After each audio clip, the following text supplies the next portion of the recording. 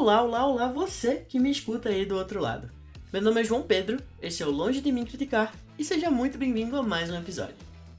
O Longe de Mim Criticar é um podcast semanal sobre séries, filmes e entretenimento em geral, e que, como você pode ver, não preza muito pela regularidade. O último episódio que eu lancei foi em fevereiro, e por motivos pessoais eu não consegui trazer mais nenhum outro episódio pra vocês. Então, se você tá aqui pela primeira vez, eu prometo que eu vou tentar trazer as coisas com mais regularidade. E se você tá aqui desde o começo, você já me conhece, você já é de casa, então me perdoe, mas é isso, é assim que é a vida. O episódio dessa semana é muito especial porque é sobre um dos filmes mais esperados do ano. Eu tô falando sobre o filme Fale Comigo, ou Talk to Me, do original, que ainda não estreou no Brasil, ele vai estrear dia 17 de agosto, mas eu consegui ver esse filme com, entre aspas, exclusividade, porque a Diamond Films trouxe o filme para Paraíba para o evento Imagine Land, que aconteceu entre 28 e 30 de julho. E se você quiser saber um pouco mais sobre o que foi o Imagine Land, se o evento foi bom, se foi ruim, o que teve, quem esteve lá, qualquer coisa sobre o evento, você pode ver um vídeo no meu TikTok. Porque agora o Longe de Mim Criticar tem um TikTok. Então, se você quiser saber sobre o evento, você pode me encontrar tanto no TikTok quanto no Instagram com o @LDMCpod, ou seja, Longe de Mim Criticar Podcast. Nessas redes eu vou falar um pouco mais sobre outros tópicos que eu não cito aqui no podcast e vídeos de recomendação de série, listas de filme, curiosidades, etc. Se você quiser me ajudar, além de ouvir o podcast e compartilhar com os amigos e os inimigos, você pode também me seguir nas redes sociais. Eu já demorei demais falando, eu demorei pra postar podcast, então sem mais delongas, longe de mim criticar, mas vamos falar sobre Fale Comigo? Onde é que você conseguiu isso? Era a mão de alguém que conseguisse conectar com os mortos. Ouvi dizer que era a mão de um satanista. A outra mão tá vagando por aí. Fale comigo.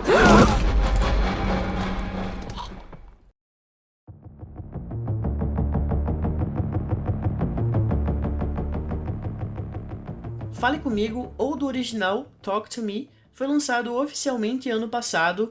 Ele passou por diversos festivais, já que é um filme independente, e precisava de alguém que comprasse o filme para poder fazer a distribuição. Eles tiveram a sorte de ninguém mais, ninguém menos do que a A24, a distribuidora queridinha dos cinéfilos, comprarem o filme. E a partir do momento que a compra foi efetivada, Fale Comigo saiu de um filme que ninguém conhecia para um dos filmes que todo mundo mais queria ver. No filme, Mia, ainda em luto pela morte da mãe, vai com a sua melhor amiga Jade e o irmão dela, Riley, para uma festa com um artefato que promete, a quem toca, o contato direto com espíritos, de forma instantânea. O problema é que, se as regras não forem cumpridas, as consequências podem ser demoníacas.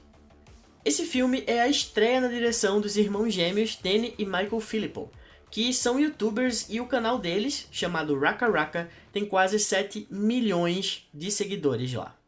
Eles costumam postar vídeos extremamente bem produzidos e, cara, são maravilhosos. Mas, como longa-metragem, esse é o primeiro, então é uma responsabilidade um pouco maior. Além deles estreando na direção, praticamente todos os outros atores mais jovens do filme também estão estreando aqui. Tanto Sophie Wilde quanto Joe Bird têm a estreia na atuação em longas-metragens com esse filme. E talvez a única atriz de fato famosa no filme seja Miranda Otto, que participou de Senhor dos Anéis e da série da Sabrina na Netflix. E inclusive reza a lenda que Danny e Michael dispensaram a chance de dirigir um filme do DCU, exatamente, da DC, simplesmente para que Talk to Me fosse a estreia na direção. Então eles dispensaram com perdão da palavra, uma caralhada de dinheiro para que o sonho deles fosse o primeiro crédito que você vê deles quando você abre o IMDb. Como esse foi um filme independente, o orçamento foi minúsculo em comparação aos padrões de Hollywood. O orçamento de 4,5 milhões de dólares, que é bem pequeno se você comparar outras obras, já foi completamente coberto, porque o filme nem estreou em todos os países ainda, e no primeiro final de semana dele foi faturado 10 milhões de dólares. Então o filme não apenas se pagou, como já faturou quase o triplo do que foi investido. Se você não conhece ainda o podcast, o primeiro bloco é sempre falando sobre o filme sem nenhum spoiler. apenas observações técnicas e alguns pontos que não influenciam tanto na história.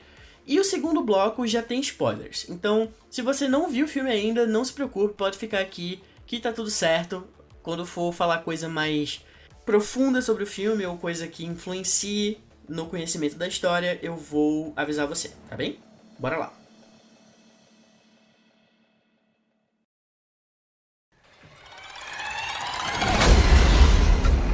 Corre! Eles não vão parar! O que foi? Corre! O que houve? Quando eu saí do filme, eu fiquei um pouco na dúvida se eu tinha gostado dele muito ou se eu tinha gostado dele mais ou menos. Isso porque talvez o problema tenha sido totalmente meu, né? Eu tava com uma expectativa muito grande por esse filme. Eu não tinha visto muita coisa porque eu sempre procuro ver filme com o mínimo de informação possível sobre ele, eu gosto de me surpreender. Mas eu tava com expectativa gigante porque tava todo mundo falando muito sobre esse filme. E quando terminou, eu fiquei, tá bom, um bom filme, sem dúvidas é um bom filme, mas eu precisei de, sei lá, de uns 2 dias pra poder entender o que tinha me incomodado nele e o quanto eu tinha gostado. Eu já adianto que eu gostei bastante, mais do que eu achei que eu tinha gostado quando o filme terminou, mas ainda assim tem alguns pontos que me incomodaram e que me fizeram não dar, sei lá, 5 estrelas pra ele no Letterboxd. Falando sobre a direção, o Danny e o Michael são extremamente competentes aqui. Eles não têm nada muito marcante, até porque é o primeiro filme deles e é diferente você dirigir um filme para o YouTube, né, um vídeo para o YouTube e um longa-metragem. Eu achei eles muito bons para um primeiro filme, assim. Eles têm ótimos momentos, eles conseguem trabalhar muito bem em cenas mais escuras e cenas mais confusas, mas você sempre tá entendendo o que tá acontecendo na cena, você não perde a noção espacial em momento algum. Você consegue identificar tudo o que está acontecendo. Eles brincam muito com sombras e com, sabe, e com situações mais subjetivas. Então, tem sempre bons momentos de direção deles, nada muito marcante, mas também nada que seja ruim, sabe, que comprometa o filme. E também tem um ponto muito interessante que, em algumas cenas de gore, algumas cenas mais fortes do filme, eles poderiam ter pecado em mostrar mais do que devia, ou em fazer uma coisa mais sensacionalista, mais, entre aspas, romantizada, mas eles não fazem isso. Eles conseguem manter o mesmo nível de tensão, se não aumentar o nível de tensão, sem deixar nada muito exagerado e nem trazer um lado cômico que seja indesejado, sabe, pra obra. Então eu achei eles extremamente competentes nesse filme. Como eu falei em cenas de gore, eu preciso dizer que existem algumas, não é o foco do filme, mas existem algumas ótimas cenas de gore, algumas cenas que são extremamente, sabe, que incomodam bastante. E eu acho que isso é um ponto muito positivo da maquiagem e dos efeitos práticos do filme. Porque às vezes você tá vendo uma cena que era pra ser forte, mas ela se torna estranha e te afasta do filme por conta de um efeito digital mal feito. E aqui não. Todos os efeitos, eu acho que a maioria, 95% dos efeitos são práticos, são de maquiagem e de próteses. E eles conseguem ser desconfortáveis, sabe? Tiveram algumas cenas do filme que eu fiquei extremamente desconfortável e fazia um certo tempo que isso não acontecia comigo em um filme de terror. Como foi dito, ele foi comprado pela A24, não foi diretamente produzido por eles, mas eles compraram o filme, então você pode esperar que não seja um filme de terror tradicional. Não é aquele filme de terror que preza pelo jumpscare, não é aquele filme de terror, entre aspas, raso, e não me entendam mal, eu não quero soar aqui como um chato, não tô dizendo que todo filme de terror é assim, não. Mas existem aqueles filmes que são feitos só por diversão e que não pretendem ser nada mais do que isso. Mas a gente sabe que filme da A24 tem a fama de ser rebuscado, na falta de palavra melhor. Então você sabe que aqui você vai ver um filme que você vai ter diversos subtextos e que várias pessoas vão entender talvez de formas diferentes ou vão ter diversas interpretações sobre uma cena só, sabe?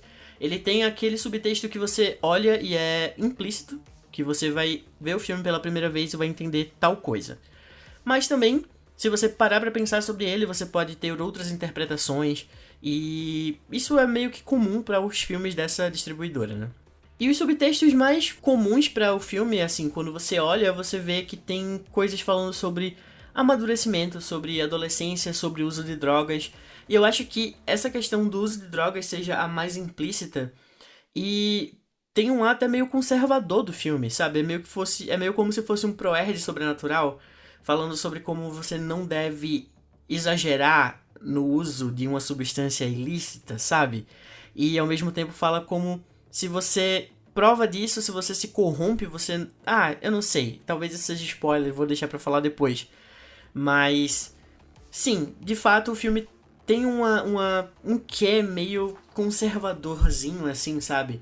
E não é um problema, não é um lado negativo do filme, é só uma coisa que tá ali, sabe? É só uma mensagem que eu captei. Às vezes você nem entende dessa forma e eu tô exagerando, mas, enfim. Isso é o bom de uma arte subjetiva. Em questão de atuação, como eu falei, a Sophie Wilde, que é a protagonista, tá estreando no filme aqui, tá estreando em longas metragens aqui, e ela é maravilhosa, cara. Ela tem uma missão que não é muito fácil, porque a Mia, a protagonista do filme, ela não é uma pessoa muito... sei lá, ela não é uma personagem muito legal de torcer, sabe? No começo, principalmente, ela tem um ar de rebeldia, ela tem uma coisa meio rebelde sem causa, e ao mesmo tempo ela tem uns momentos em que ela é meio desleal com as lealdades dela. Isso pode comprometer você de torcer por um protagonista. Mas a atuação dela carrega tanta verdade, você entende tanto a personagem, que mesmo quando você discorda dela, você tá... ela tem passado triste, né? O que a gente pode fazer? Então, a atuação dela pra um primeiro filme, e tá assim, bate de frente com pessoas com anos de carreira. Eu achei gigante, uma das melhores descobertas pra mim, enxergar nessa atriz alguém que eu vou acompanhar a carreira pra sempre, sabe? Ao mesmo tempo em que a gente tem também o Riley, que é interpretado pelo Joe Bird, que é outro personagem bem importante pra trama, e que, cara, ele também meio que estreou em filmes aqui, ele fez alguns curtas metragens, mas em longa metragem esse é o primeiro. Ele é muito bom, é um personagem que você não dá muito pra ele no começo, mas que ele vai crescendo e se tornando uma peça muito importante no filme. A verdade com que ele também traz pro personagem dele faz com que você torça pra ele e sofra com ele. E pra finalizar essa parte sem spoilers, eu acho que eu posso falar sobre algumas influências que eu senti vendo esse filme. Porque eu acho que existem algumas influências mais que eu trago do que talvez os diretores tentaram se inspirar. Eu acho que O Exorcista é uma referência clara, que é uma inspiração clássica, sim, para filmes de sobrenatural e de demônios e de espíritos. E tem alguns plots no filme, um plot em especial que é muito similar com O Exorcista. Assim como a ambientação, o clima de tensão do filme, a energia que o filme passa, sabe? Eu acho muito similar nesses aspectos. Além disso, eu acho que o Suspiria do Guadagnino tem muita similaridade com a forma com que a maquiagem é tratada no filme, porque nos dois filmes, apesar de terem cenas grotescas passando na sua tela, extremamente desagradáveis de assistir, você não consegue tirar o olho, porque aquilo te chama, sabe? Aquilo te prende. Você não consegue desviar o olhar a hora nenhuma, porque é tão bem feito que você fica procurando uma falha pra entender o que tá acontecendo, mas você não vê. Então, eu acho que o Suspiria tem muito dessa experiência também. E além disso, eu acho que Corrente do Mal, de 2014, e Arraste-me para o Inferno, de 2009, tem um clima de desventura muito similar, sabe? Uma coisa de tentativa e erro que às vezes você sente durante a execução do filme. Então, se você quer entrar para o clima do filme antes de assisti-lo nos cinemas, você pode assistir esses filmes que eu falei aqui, eles vão estar citados na descrição do episódio. E acabou agora a parte sem spoiler. Se você não viu o filme, se você liga pra spoiler, se você não quer me ver falando sobre cenas específicas, você pode parar o episódio aqui, vai assistir o filme e depois volta pra ver o que eu achei. E vai me ajudar bastante, na verdade, se isso acontecer. Mas se você não liga pra isso, se você não liga pra spoiler, vem comigo, porque eu vou falar um pouco mais detalhadamente sobre algumas partes do filme. Não pode segurar por mais de 90 segundos, entendeu? O que acontece depois disso? Pare comigo! Pare comigo! Vão querer ficar. A primeira coisa que eu acho que eu preciso falar é o quão cruel esse filme é. Fazia um tempo que eu não via um filme que seja tão ruim com seus protagonistas, sabe?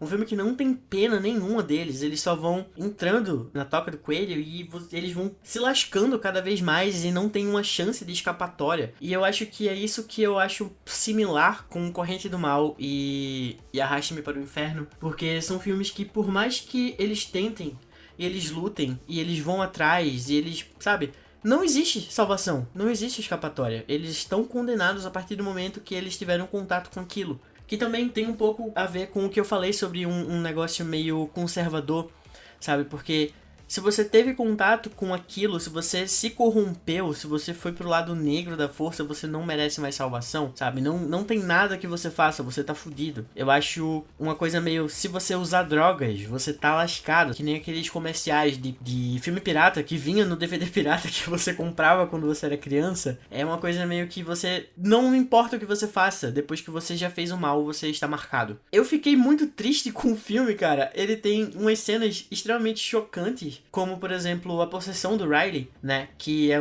um negócio tipo, não deixe criança usar droga, senão ela tá fudida. E é basicamente isso que acontece com a criança, sabe? E é tudo muito gráfico, é tudo muito forte, e é tudo muito chocante. Putz, é muito triste. E a partir disso só piora a situação, sabe? Porque a partir desse momento que o Riley toca na mão, ele tá marcado, ele tá lascado, ele não tem mais salvação, assim como a Mia também. Depois dos 90 segundos que ela teve contato com a mão, acabou pra ela, sabe? O final dela tava marcado ali. E é engraçado como uma coisa que acontece com a Mia meio que repercute pra todas as pessoas que estão ao redor dela, sabe? Assim como um usuário de drogas. Ela decide fazer aquilo, mas a amiga sofre, o irmão da amiga sofre, a mãe da amiga sofre, o pai dela sofre, todo mundo sofre as consequências ao redor. E assim como Corrente do Mal, eu acho interessante como eles não conseguem chegar a nenhuma conclusão muito específica sobre o que é o artefato, o que é a mão. Eles têm algumas histórias, eles têm algumas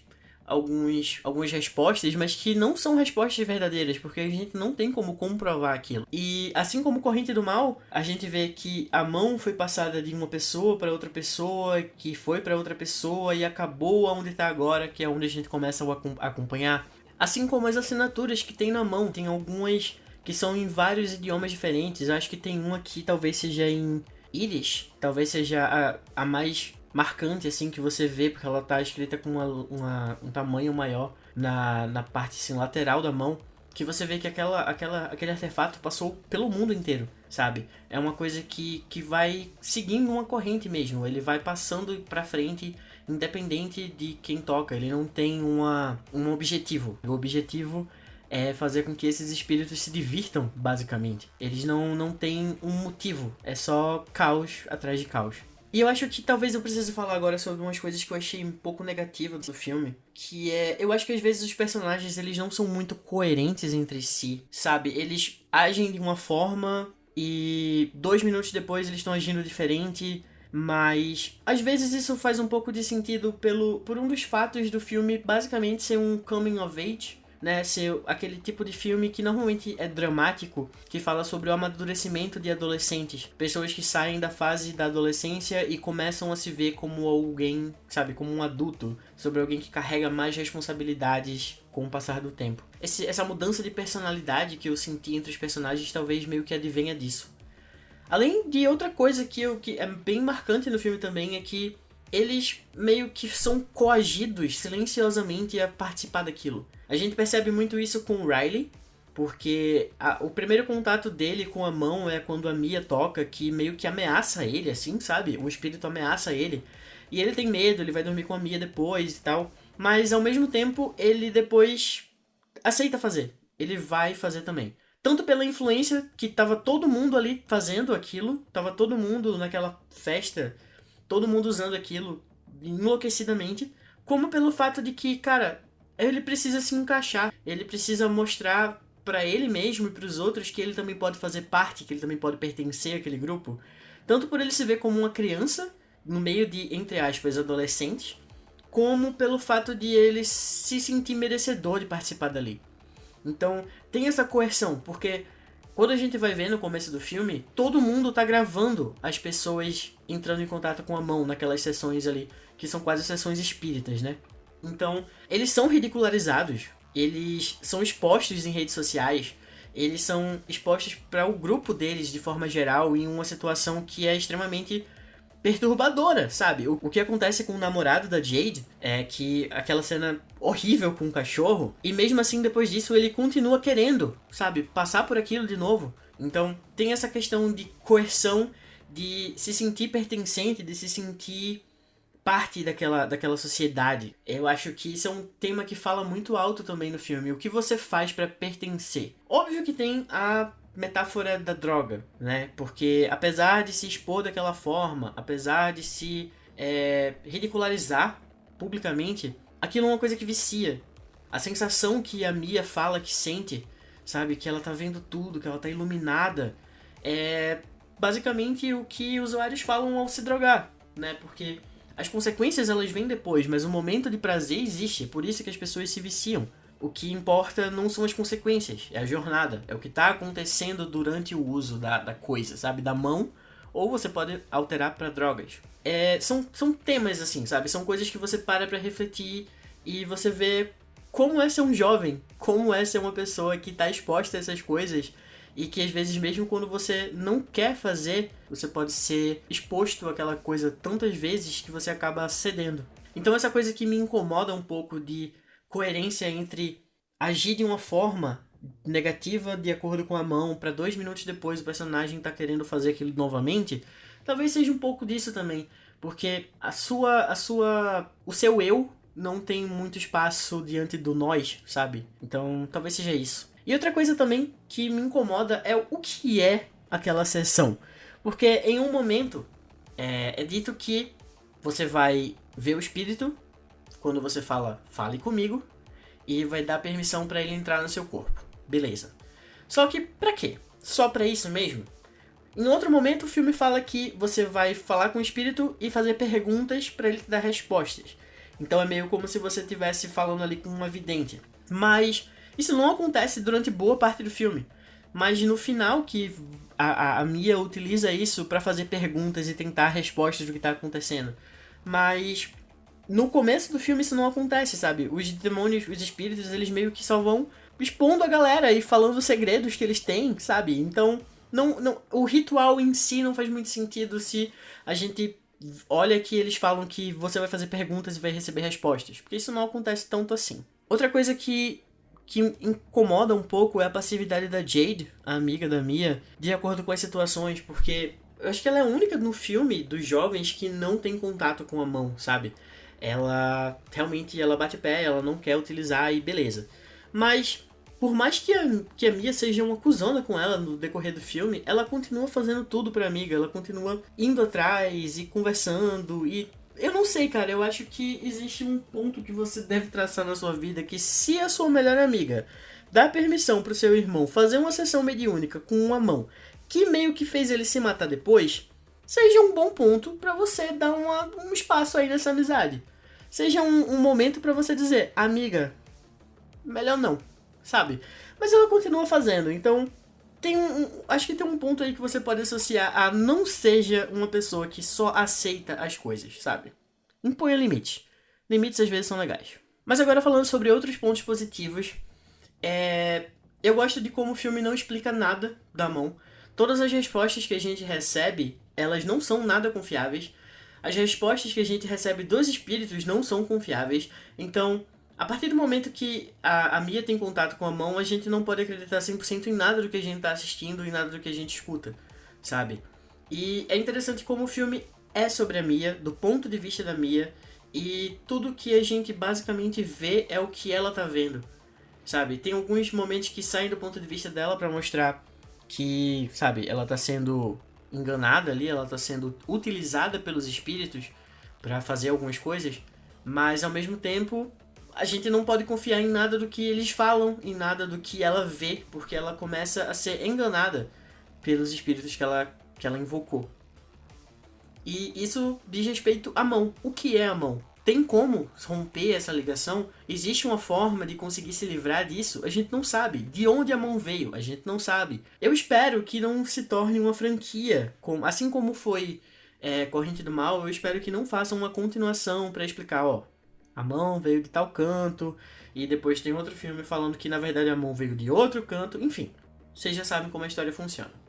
E eu acho que pra finalizar eu preciso falar sobre como eu gosto que o roteiro, ele meio que vai dando... Ele deixa coisas no começo pra fechar no final, sabe? Ele é muito amarradinho, apesar de algumas derrapadas durante o caminho, como eu já citei, que podem ter uma resposta mais lógica, que talvez eu esteja só implicando.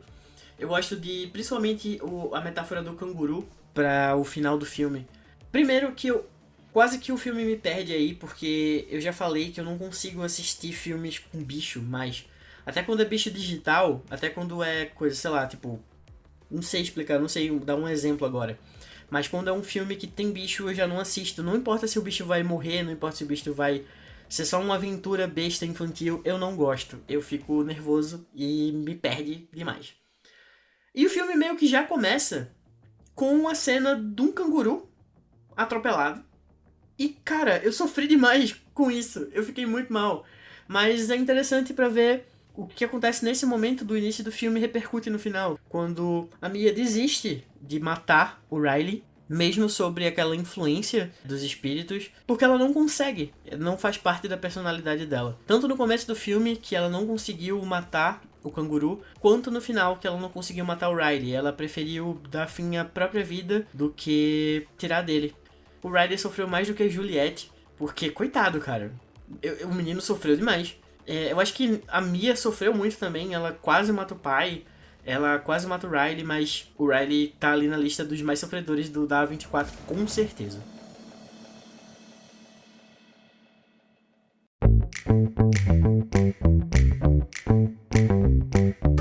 E isso foi o que eu achei sobre Fale Comigo, o mais novo filme da A24 que estreia no Brasil dia 17 de agosto. Quando você assistir o filme, vem aqui falar comigo, dizer o que você achou, se você gostou, se você concorda com o que eu disse, se não concorda com o que eu disse. Como eu falei mais cedo, se você puder dar a força e seguir aqui nas redes sociais, eu vou ficar muito grato. Você pode encontrar tanto no TikTok quanto no Instagram como LDMCpod. As minhas redes sociais também vão estar linkadas aqui, as minhas redes pessoais, se você quiser seguir. Semana que vem tem um novo episódio. Não esquece, se você gostou desse episódio, de compartilhar com os amigos. E se não gostou, compartilhar com os inimigos. Tá bom? Espero que você fale comigo nas redes sociais, aceito dicas de novos episódios e te vejo em breve. Tchau, tchau.